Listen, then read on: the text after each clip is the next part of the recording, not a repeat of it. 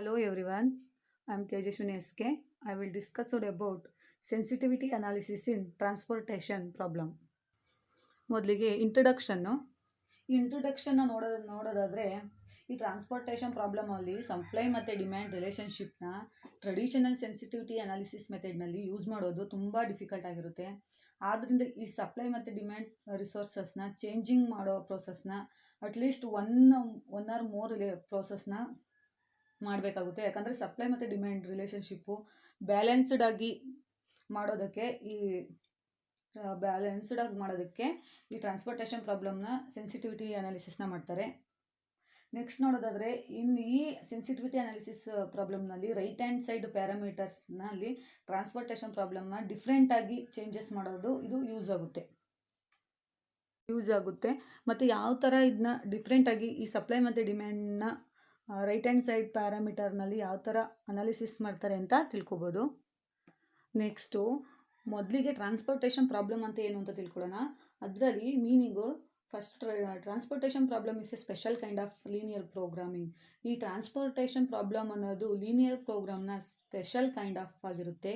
ಇದು ಗೂಡ್ಸ್ನ transportation formally set of ರಿಸೋರ್ಸಸ್ನ ಸೆಟ್ ಮಾಡುತ್ತೆ ಮತ್ತು ಇದು ಸೆಟ್ ಆಫ್ ಡೆಸ್ಟಿನೇಷನ್ನ ಸೆಟ್ ಮಾಡುತ್ತೆ. ಆ್ಯಂಡ್ ಸಪ್ಲೈ ಆ್ಯಂಡ್ ಡಿಮ್ಯಾಂಡ್ನ ಸೋರ್ಸಸ್ ಆಫ್ ಡೆಸ್ಟಿನೇಷನ್ನು ಮತ್ತು ರೆಸ್ಪೆಕ್ಟಿವ್ ಆಗಿ ಸಬ್ಜೆಕ್ಟ್ ಅಂದರೆ ಈ ಸಪ್ಲೈ ಮತ್ತು ಡಿಮ್ಯಾಂಡ್ನ ಡೆಸ್ಟಿನೇಷನ್ ಆಗಿ ಮಾಡುತ್ತೆ. ಮತ್ತು total cost of transportation is minimised. ಈ ಟೋಟಲ್ ಕಾಸ್ಟ್ ಆಫ್ ಟ್ರಾನ್ಸ್ಪೋರ್ಟೇಷನ್ ಅನ್ನೋದು ಮಿನಿಮೈಸ್ಡ್ ಆಗಿರುತ್ತೆ. Transportation model means of selecting the best way of distributing a product from a number of factories or warehouses to a number of destination. ಈ transportation model ಅನ್ನೋದು ಒಂದು destination of ಪ್ರಾಡಕ್ಟ್ನ number of ಫ್ಯಾಕ್ಟರೀಸು ಮತ್ತು ಅಥವಾ ವೇರ್ಹೌಸಸ್ಗಳಲ್ಲಿ number of ಪ್ರಾಡಕ್ಟ್ನ select ಮಾಡುತ್ತೆ. ಅದರಲ್ಲಿ best way ಯಾವ ಥರ ಡಿಸ್ಟ್ರಿಬ್ಯೂಟ್ ಮಾಡುತ್ತೆ ಪ್ರಾಡಕ್ಟ್ನ, ಅದನ್ನ ಬೆಸ್ಟ್ ವೇನ ಸೆಲೆಕ್ಟ್ ಮಾಡಿಕೊಂಡು ಈ ಮಿನಿಮೈಸ್ ಟ್ರಾನ್ಸ್ಪೋರ್ಟೇಷನ್ ಕಾಸ್ಟ್ನ ಅದು ಡೆಸ್ಟಿನೇಷನ್ ಮಾಡಿ ಮತ್ತು ಮೀಟಿಂಗ್ ದ ಕಸ್ಟಮೈಸ್ಡ್ ರಿಕ್ವೈರ್ಮೆಂಟ್. ಈ ಮಿನಿಮೈಸ್ಡ್ ಟ್ರಾನ್ಸ್ಪೋರ್ಟೇಷನ್ ಕಾಸ್ಟ್ನ ಸೆಲೆಕ್ಟ್ ಮಾಡಿಕೊಂಡು ಮತ್ತು ಈ ಕಸ್ಟಮರ್ಸ್ಗೆ ರಿಕ್ವೈರ್ಮೆಂಟ್ನ ಮಾಡುತ್ತೆ. ಇದನ್ನು ನಾವು ಟ್ರಾನ್ಸ್ಪೋರ್ಟೇಷನ್ ಪ್ರಾಬ್ಲಮ್ ಅಂತ ಕರೀತಾರೆ. The transportation model uses linear programming to analyze physical distribution and management problems. ಈ ಟ್ರಾನ್ಸ್ಪೋರ್ಟೇಷನ್ ಪ್ರಾಬ್ಲಮ್ ಅನ್ನೋದು ಲೀನಿಯರ್ ಪ್ರೋಗ್ರಾಮ್ನ ಯೂಸ್ ಮಾಡಿಕೊಂಡು ಇದು ಫಿಸಿಕಲ್ ಡಿಸ್ಟ್ರಿಬ್ಯೂಷನ್ ಮ್ಯಾನೇಜ್ಮೆಂಟ್ ಪ್ರಾಬ್ಲಮ್ಸ್ನ ಅನಲೈಸ್ ಮಾಡ್ತಾರೆ. ಸೊ ಇದು ಆ ಲೀನಿಯರ್ ಪ್ರೋಗ್ರಾಮ್ನ ಒಂದು ಸ್ಪೆಷಲ್ ಕೈಂಡ್ ಆಗಿರೋದ್ರಿಂದ ಲೀನಿಯರ್ ಪ್ರೋಗ್ರಾಮ್ನ ಯೂಸ್ ಮಾಡಿಕೊಂಡು ಇದು ಫಿಸಿಕಲ್ ಅಲಯನ್ಸಸ್ ಮತ್ತು ಡಿಸ್ಟ್ರಿಬ್ಯೂಷನ್ನ ಅನಲೈಸ್ ಮಾಡೋಕ್ಕೆ ಯೂಸ್ ಮಾಡ್ಕೋತಾರೆ.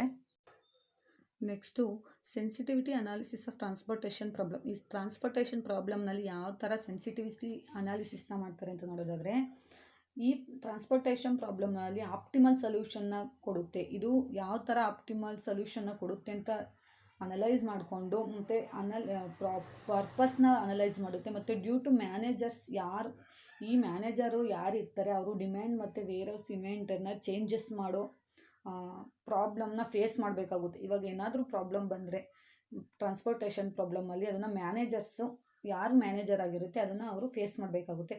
ಇದರಿಂದ ರೇಷಿಯೋ ಆಫ್ ಆಪ್ಟಿಮಲ್ ಸೊಲ್ಯೂಷನ್ನ ಚೇಂಜಸ್ ಮಾಡೋಕ್ಕೂ ಕೂಡ ಪಾಸಿಬಲ್ ಆಗಿ ಮಾಡಿಕೊಡುತ್ತೆ. ಈ ಟ್ರಾನ್ಸ್ಪೋರ್ಟೇಷನ್ ಪ್ರಾಬ್ಲಮ್ಮು ಸೆನ್ಸಿಟಿವಿಟಿ ಅನಾಲಿಸಿಸ್ನಲ್ಲಿ ಇದೊಂದು ಫಂಡಮೆಂಟಲ್ ಆಫ್ ನೆಟ್ವರ್ಕಿಂಗ್ ಪ್ರಾಬ್ಲಮ್ ಆಗಿರುತ್ತೆ ಮತ್ತು ಫ್ಲೋ ಆಪ್ಟಿಮೈಸೇಷನ್ ಆಗಿರುತ್ತೆ. ಇದು ಸೆನ್ಸಿಟಿವಿಟಿ ಆಫ್ ಲೀನಿಯರ್ ಪ್ರೋಗ್ರಾಮ್ನ ಅನಲೈಸ್ ಮಾಡಿಕೊಳ್ಳುತ್ತೆ ಮತ್ತು ಆಪ್ಟಿಮಲ್ ಸೆಲೆಕ್ಷನ್ ಮಾಡೋಕ್ಕೆ ಒಪ್ಟೈನಿಂಗ್ ಮಾಡುತ್ತೆ. ಅದರಲ್ಲಿ ಒಂದು ರೈಟ್ ಹ್ಯಾಂಡ್ ಸೈಡ್ ವ್ಯಾಲ್ಯೂನ ಅದು ಮತ್ತು ಕೋಎಫಿಷಿಯೆಂಟ್ ಆಫ್ ಆಬ್ಜೆಕ್ಟಿವ್ಸ್ ಫಂಕ್ಷನ್ಸ್ನ ಚೇಂಜ್ ಮಾಡೋದ್ರಾಗಿರುತ್ತೆ. ಆಮೇಲೆ ನೆಕ್ಸ್ಟ್ ಒನ್ನು ಆಪ್ಟಿಮಲ್ ಸೊಲ್ಯೂಷನ್ನ ಚೇಂಜಸ್ ಮಾಡುತ್ತೆ ಮತ್ತು ಆಪ್ಟಿಮಲ್ ವ್ಯಾಲ್ಯೂಸ್ನ ಎಕ್ಸಾಮೈನ್ ಮಾಡುತ್ತೆ. ಯಾವ ಥರ ಅಂದರೆ ಒಂದು ಫಾರ್ಮುಲಾ ಇದೆ. ಆ ಫಾರ್ಮುಲಾ ನೋಡೋದಾದರೆ Z is equal to CB minus B dash ಅಥವಾ XB is equal to B minus B1. ಈ ಫಾರ್ಮುಲಾದಲ್ಲಿ ಅಂದರೆ CB ಅಂದರೆ ಏನು ಅಂದರೆ coefficient vectors of objective function. ಈ ಆಬ್ಜೆಕ್ಟಿವ್ ಫಂಕ್ಷನ್ನ ಕೋಎಫಿಷಿಯಂಟ್ ಯಾವ ಥರ ಐತೆ ಅಂತ ನೋಡೋದು. X*B ಅಂದರೆ ಬೇಸಿಕ್ ಆಪ್ಟಿಮಲ್ ಸೊಲ್ಯೂಷನ್ ಅಂತ ಕರೀತಾರೆ. ಮತ್ತು Z ಅಂದರೆ ಆಪ್ಟಿಮಲ್ ವ್ಯಾಲ್ಯೂ. ಇದು ಈ ಒಂದು ವ್ಯಾಲ್ಯೂಸ್ನ ಯಾವ ಥರ ಐಡೆಂಟಿಫೈ ಮಾಡೋದು ಅಂತ ಇದು ಫಾರ್ಮುಲಾ ಆಗಿರುತ್ತೆ. ಮತ್ತು changes ratio of optimal solution and optimal values to changes. ಈ ಆಪ್ಟಿಮಲ್ ಸೊಲ್ಯೂಷನ್ನು ಮತ್ತು ಆಪ್ಟಿಮಲ್ ವ್ಯಾಲ್ಯೂಸ್ನ ಯಾವ ಥರ ಚೇಂಜಸ್ ಮಾಡೋದು ಕತ್ಕೊಂಡು ಫಾರ್ಮುಲಾ ಇದೆ. ಅದು ಇದು dx*B divided by dB is equal to B minus 1, where dx*B divided by dBk is equal to yz* is equal to k. ಅಂದರೆ k ಅಂದರೆ number of units, where y*k from the element of matrix. ಅಂದರೆ ಇದು element of matrix B1 B-1 ಇದು element of ಫ್ಯಾಕ್ಟರ್ಸ್ನಾಗಿ ಕಂಡುಹಿಡಿಯುತ್ತೆ. ಈ optimal ಸೊಲ್ಯೂಷನ್ನು ಮತ್ತು optimal ವ್ಯಾಲ್ಯೂಸ್ನ ಯಾವ ಥರ ಚೇಂಜಸ್ ಮಾಡ್ತಾರೆ ಅಂತ ಈ ಎರಡು ಫಾರ್ಮುಲಲ್ಲಿ ಕಂಡುಹಿಡ್ಕೋಬೋದು. ಈ ಎರಡು ರೀಸನ್ನಿಂದ sensitivity analysis of right hand side ಪ್ಯಾರಾಮೀಟರ್ಸ್ನ ಇನ್ ಟ್ರಾನ್ಸ್ಪೋರ್ಟೇಷನ್ ಪ್ರಾಬ್ಲಮ್ನಲ್ಲಿ ನೋಡೋದಾದರೆ ಇದು cannot be implemented by the mentioned method. ಅಂದರೆ ಇದು ಮೆನ್ಷನ್ಡ್ ಮೆಥಡ್ನಲ್ಲಿ ಇಂಪ್ಲಿಮೆಂಟ್ ಆಗೋದಿಲ್ಲ. ಇದರಲ್ಲಿ ಫಸ್ಟ್ ಯಾವುದಕ್ಕೋಸ್ಕರ ಇಂಪ್ಲಿಮೆಂಟ್ ಆಗೋದಿಲ್ಲ, ಫಸ್ಟ್ ಒನ್ ರೀಸನ್ನ ನೋಡೋದಾದರೆ ಪ್ಯಾರಾಮೀಟರ್ಸ್ ಸೆವೆರಲ್ ಪ್ಯಾರಾಮೀಟರ್ಸ್ನ ಸಿಮ್ಯುಲೇಟೆಡ್ ಚೇಂಜಸ್ ಆಗಿ ಮಾಡೋದ್ರಿಂದ ಇದು ಮೆನ್ಷನ್ನ ಮಾಡೋದಿಲ್ಲ. ನೆಕ್ಸ್ಟ್ ಸೆಕೆಂಡ್ ಒನ್ ರೀಸನ್ ನೋಡೋದಾದರೆ change parameter should also the meet the following balance equation. ಇದಕ್ಕೂ ಒಂದು ಈಕ್ವೇಷನ್ ಇರುತ್ತೆ, σSI is equal to σdj. ಈ ಟ್ರಾನ್ಸ್ಪೋರ್ಟೇಷನ್ ಪ್ರಾಬ್ಲಮಲ್ಲಿ ಬ್ಯಾಲೆನ್ಸ್ಡ್ ಆಗಿ at least one or more right hand side parameters ಇದು ಮಸ್ಟ್ ಆ್ಯಂಡ್ ಶುಡ್ ಆಗಿ changes ಮಾಡುತ್ತೆ. ಈ ರೈಟ್ ಹ್ಯಾಂಡ್ ಸೈಡ್ ಪ್ಯಾರಾಮೀಟರ್ಸು ಯಾವ ಥರ ಚೇಂಜಸ್ ಮಾಡ್ತಾರೆ ಅನ್ನೋದಕ್ಕೋಸ್ಕರ ಈ σSI ಡಿವೈಡೆಡ್ ಬೈ σdjನ ಯೂಸ್ ಮಾಡ್ತಾರೆ. Therefore current examination of parameters ಯಾವ ಥರ ಚೇಂಜಸ್ ಆಗುತ್ತೆ, ಡಿಫ್ರೆಂಟ್ ಆಗಿ ಯಾವ್ಯಾವ ಥರ ಕ್ಲಾಸಿಕಲ್ ಮೆಥಡ್ ಆಗಿ ಸೆನ್ಸಿಟಿವಿಟಿ ಅನಾಲಿಸಿಸ್ನ ಮಾಡುತ್ತೆ ಅನ್ನೋದಕ್ಕೋಸ್ಕರ ಈ ಥರ ಫಾರ್ಮುಲಾಸ್ನ ಯೂಸ್ ಮಾಡಿಕೊಂಡು ಇದು ಸೆನ್ಸಿಟಿವಿಟಿ ಅನಾಲಿಸಿಸ್ನ ಮಾಡುತ್ತೆ. ನೆಕ್ಸ್ಟು ಈ ಸೆನ್ಸಿಟಿವಿಟಿ ಅನಾಲಿಸಿಸ್ನ ಎಕ್ಸಾಮೈನ್ ಮತ್ತು ಮೆಜರ್ಸ್ ಆಫ್ ವ್ಯಾಲ್ಯೂಸ್ನ ಮೆಜರ್ಸ್ ಮಾಡೋಕ್ಕೆ ಕಂಪ್ಲೀಟ್ ಡಿಫ್ರೆನ್ಷಿಯಲ್ ಕಾನ್ಸೆಪ್ಟ್ ಆಗಿ ಯುಟಿಲೈಸ್ನ ಮಾಡ್ಕೊಳ್ಳುತ್ತೆ. It supported to among right hand side values ಮತ್ತು ಪ್ಯಾರಾಮೀಟರ್ಸು ಇದು ಯಾವ್ಯಾವ ಥರ ಚೇಂಜಸ್ ಮಾಡೋದಕ್ಕೋಸ್ಕರ ಮಾಡ್ತಾರೆ ಅನ್ನೋದಕ್ಕೋಸ್ಕರ ಸಪೋರ್ಟ್ ಮಾಡುತ್ತೆ.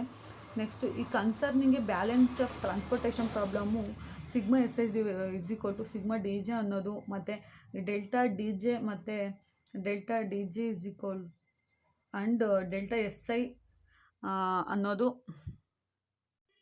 ಮಸ್ಟ್ ಆ್ಯಂಡ್ ಶುಡ್ ಆಗಿ ಸೆಟ್ ಮಾಡುತ್ತೆ. ಈ ರೈಟ್ ಹ್ಯಾಂಡ್ ಸೈಡ್ ಪ್ಯಾರಾಮೀಟರ್ಸ್ ಆಗಿರೋದ್ರಿಂದ ಈ ಥರ ಫಾರ್ಮುಲಾನ ಯೂಸ್ ಮಾಡ್ಕೋತೀವಿ. ಈ ಇಲ್ಲಿ first σSI is equal to σdjನ ನೋಡಬೇಕು. ಮತ್ತು ನೆಕ್ಸ್ಟ್ ಒನ್ನು ΔDj ಇದು ರೈಟ್ ಹ್ಯಾಂಡ್ ಸೈಡ್ ಪ್ಯಾರಾಮೀಟರ್ಸ್ ಆಗಿರೋದ್ರಿಂದ ಈ ಫಾರ್ಮುಲಾನ ಯೂಸ್ ಮಾಡ್ಕೊಳ್ಳೋದ್ರಿಂದ ಇದು ಕಂಪಲ್ಸರಿಯಾಗಿ ಮಸ್ಟ್ ಆ್ಯಂಡ್ ಶುಡ್ ಆಗಿ ಟ್ರಾನ್ಸ್ಪೋರ್ಟೇಷನ್ ಪ್ರಾಬ್ಲಮಲ್ಲಿ ಬ್ಯಾಲೆನ್ಸ್ ಆಗಿ ಮಾಡೋಕ್ಕೋಸ್ಕರ ಇದನ್ನು ಯೂಸ್ ಮಾಡ್ಕೋತೀವಿ. Next one aspects of sensitivity analysis for the transportation problem. ಈ ಸೆನ್ಸಿಟಿವಿಟಿ ಅನಾಲಿಸಿಸ್ ಆಫ್ ಟ್ರಾನ್ಸ್ಪೋರ್ಟೇಷನ್ ಪ್ರಾಬ್ಲಮಲ್ಲಿ ಯಾವುದಕ್ಕೋಸ್ಕರ ಇದನ್ನು ಯೂಸ್ ಮಾಡ್ಕೊತೀವಿ, ಅದನ್ನ ಸೆನ್ಸಿಟಿವಿಟಿ ಅನಾಲಿಸಿಸ್ನ ಯಾವುದಕ್ಕೋಸ್ಕರ ಮಾಡ್ತೀವಿ ಅನ್ನೋದನ್ನ ತಿಳ್ಕೊಳ್ಳೋದಾದರೆ first one changing the objective function coefficient of a non basic variable. ಈ ಆಬ್ಜೆಕ್ಟಿವ್ ಫಂಕ್ಷನ್ಸ್ನಲ್ಲಿ ಕೋಎಫಿಷಿಯಂಟ್ ಆಫ್ ನಾನ್ ಬೇಸಿಕ್ ವೇರಿಯೇಬಲ್ನ ಯಾವ ಥರ ಚೇಂಜ್ ಮಾಡ್ತಾರೆ ಅನ್ನೋದಕ್ಕೋಸ್ಕರ ಯೂಸ್ ಮಾಡ್ತೀವಿ. ಇದು ಸಿಂಪ್ಲೆಕ್ಸ್ ಮೆಥಡ್ ಆಗಿರುತ್ತೆ. ಮತ್ತು ಇದ್ರದ್ದು ಫಾರ್ಮುಲಾ ನೋಡೋದಾದರೆ CJ minus ZJ of that variables. Next ಒಂದು ಆಸ್ಪೆಕ್ಟ್ಸ್ನ ನೋಡೋದಾದರೆ, changing objective function coefficient of basic variable. ಈ ಬೇಸಿಕ್ ವೇರಿಯೇಬಲಲ್ಲಿ ಕೋಎಫಿಷಿಯೆಂಟ್ ಫಂಕ್ಷನ್ಸು ಯಾವ ಥರ ಆಬ್ಜೆಕ್ಟಿವ್ಸ್ನ ಚೇಂಜಿಂಗ್ ಮಾಡುತ್ತೆ ಅನ್ನೋದಕ್ಕೋಸ್ಕರ ಇದನ್ನು ತಿಳ್ಕೊತೀವಿ. ಇದನ್ನು ಸಿಂಪ್ಲೆಕ್ಸ್ ಮೆಥಡ್ನಲ್ಲಿ ಯೂಸ್ ಮಾಡ್ತೀವಿ. ಇದನ್ನು CJ - ZJ of all non variables of right hand side ಪ್ಯಾರಾಮೀಟರ್ಸ್ನ ನೋಡ್ತೀವಿ. Next one aspects right hand side values.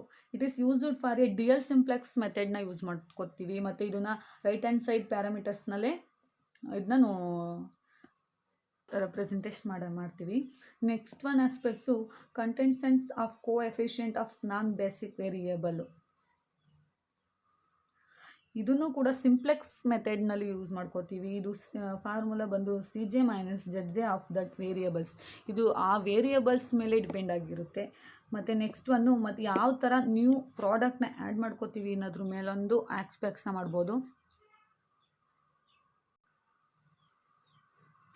ಇದನ್ನು ಕೂಡ ಸಿಂಪ್ಲೆಕ್ಸ್ ಮೆಥಡಲ್ಲಿ ಯೂಸ್ ಮಾಡ್ಕೋತೀವಿ. ಇದನ್ನು CJ - ZJ of the product ಮೇಲೆ, ಅಂದರೆ ನಾನ್ ಬೇಸಿಕ್ ಪ್ರಾಡಕ್ಟ್ ಮೇಲೆ ಇದನ್ನು ಯೂಸ್ ಮಾಡ್ಕೋತೀವಿ.